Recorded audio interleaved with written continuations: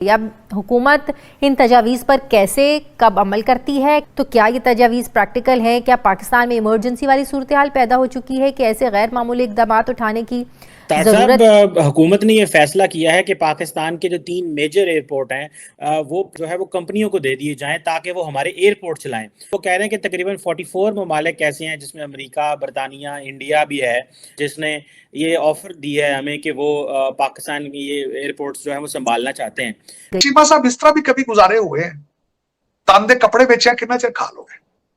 Airport बेचना भी तन के कपड़े बेचने के मुतरादिफ है। 9 माह में पाकिस्तान जो है कंगाल हो गया है, अवाम कंगाल, पाकिस्तान बेहाल, ये आलम हो गया। और अब सवाल ये है कि ये रह गए हैं अब तकरीबन 5 अरब से कम, और 1 अरब देना है अगले इस हफ्ते। तो ये बड़ा एक मसला क्रिएट हो गया है। वो जो दावे करते थे कि 6 महीनों में सब ठीक कर देंगे, आज उन्हें यही समझ नहीं आ रही कि इतने पैसे कहां से लाएं। ये जितने ऑक्सफोर्ड ग्रेजुएट हैं आपके रूलर, इन्हें नहीं पता कि ये किस तरह चेंज करना है।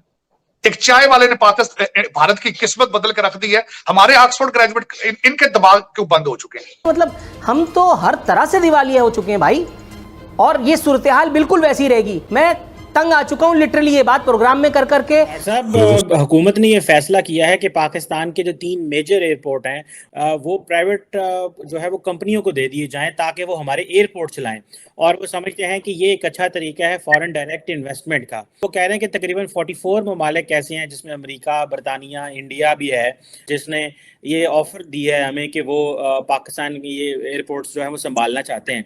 ताड़ साहब ये एयरपोर्ट भी अब हम, और ये कहा जा रहा है 20 से 25 साल के लिए ये जो एयरपोर्ट हम देने का हुकूमत सोच रही है, और इस पे वज़ीर-ए-आज़म शहबाज शरीफ साहब ने कह दिया गो हेड। आप क्या समझते हैं? चीमा साहब के साथ एक और अटैच करूंगा चीज। हमारी एम्बेसी का $6 मिलियन की बिक गई है बिल्डिंग उसकी, और लेने वाले कौन है? एक यहूदी पार्टी और दूसरी इंडियन पार्टी है। लेकिन मुझे समझ नहीं इस बात की, $6 मिलियन इससे तो पाकिस्तानी रूलिंग एलीट के पकौड़े भी नहीं आते। लेकिन चीमा साहब इस तरह भी कभी गुजारे हुए हैं, तन के कपड़े बेचे कितना चिर खा लोगे।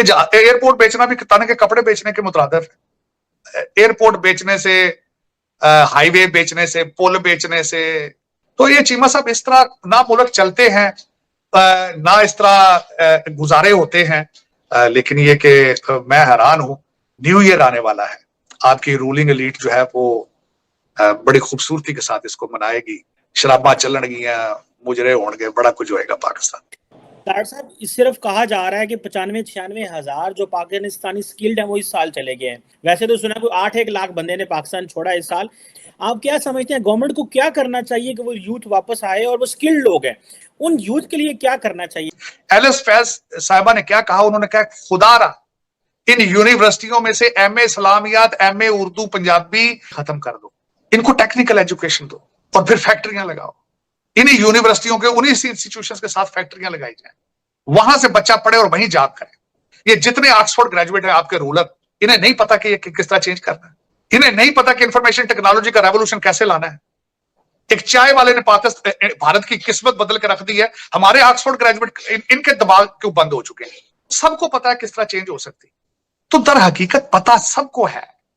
चीमा साहब आपकी रूलिंग एलीट सारी बार की पड़ी है, लेकिन करेगा नहीं, करते नहीं ना। मैं भुट्टो से लेकर मिस्टर हैंडसम तक से सारे हार्वर्ड और ऑक्सफोर्ड ग्रेजुएट हैं।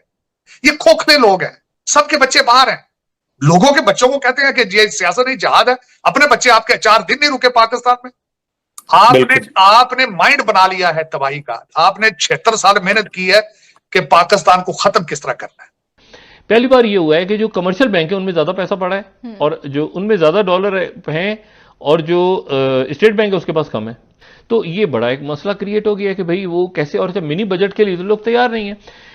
और अब सवाल ये है कि ये रह गए हैं अब तकरीबन 5 अरब से कम, और 1 अरब देना है अगले इस हफ्ते।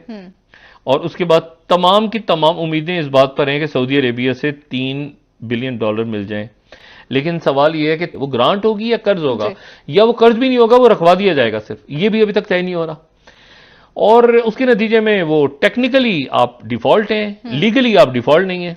बहस करते हैं डिफॉल्ट नहीं करेंगे, डिफॉल्ट नहीं करेंगे, लोग कह रहे हैं टेक्निकली डिफॉल्ट हो गए हैं, लेकिन वो लीगली आप जो एक डेफिनेशन के मुताबिक हो चुके हैं, एक डेफिनेशन नहीं हुए। और दूसरी बात ये कि प्लान भी नहीं है, विल भी नहीं है, मतलब करना क्या है मतलब क्लैरिटी नहीं है डॉक्टर साहब, कोई हिम्मत है मिली विल नहीं है ना, विल मतलब है ही नहीं। दूसरी बात ये कि आप कह रहे हैं कि मतलब लोगों के लिए ये साल अच्छा नहीं रहा, डिफ़ॉल्ट। भाई सियासी दिवालियापन की बात कर रहे हैं आप, यहाँ इखलाकी दिवालियापन नज़र नहीं आ रहा किसी को।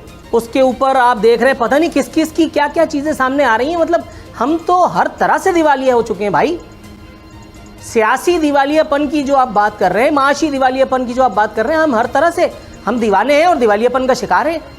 और ये सूरत हाल बिल्कुल वैसी रहेगी। मैं तंग आ चुका हूँ लिटरली ये बात प्रोग्राम में कर करके। जब कहीं जाता हूँ लोग मुझसे ऐसे पूछते हैं जैसे मैं पाकिस्तान की तरक्की पे पैर रख के खड़ा हूँ। सर हालात कब ठीक होंगे? अबे मैंने पाकिस्तान के हालात खराब किए? लाइन में लग लग के तुम लोग ख्वार हो रहे हो, जूते खा रहे हो, जलील हो रहे हो। मैं तबर्रा कर करके थक गया हूँ, मगर कोई प्रेस क्लब पे आने के लिए तैयार नहीं है और मुझसे पकड़ करके ऐसे पूछ रहे हैं जैसे मुझे वोट दिया था।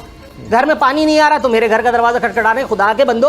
आरिफिन भाई शायद वो आपको कुछ सुनते हैं टेलीविजन पर, तुमको लगता है कोई तो है जो उनकी बात कर रहा है और जो उनके अंदर एक दुख और तकलीफ है, आप उसका इजहार तो कर देते हैं कम से कम, ये तो उनको तसल्ली होती है। इसलिए शायद आपसे आकर पूछते हैं कि क्या बनेगा, कि मुल्क के हालात इस वक्त क्या हैं, अवाम के हालात क्या हैं और हमारे हुक्मरानों के हालात क्या हैं। ये अहम सवाल। वो जो दावे करते थे कि 6 महीनों में सब ठीक कर देंगे, आज उन्हें यही समझ नहीं आ रही कि इतने पैसे कहाँ से लाएं।